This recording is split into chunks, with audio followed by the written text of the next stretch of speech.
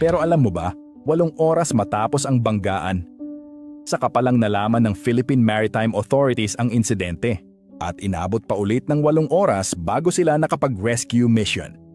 Sa mga sumunod na araw, 207 bangkay lang ang nahanap. Maraming nalunod. Marami ring pinaniniwala ang kinain ng pating. Pero ang mas malamang, ayon sa mga eksperto, nasunog at nalunod ang mga nasa lower deck. Ang tanong ngayon, paano nga ba nagbanggaan ang 2 barko? Maliwanag ang gabi, maayos ang panahon, mabagal lang ang takbo nila. Doña Paz, 26 kilometers per hour.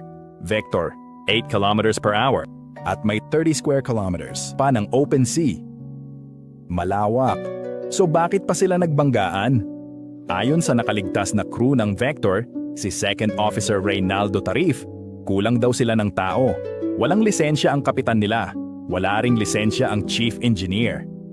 At ang barko nila, walang certificate of inspection, hindi dapat pinayagang maglayag.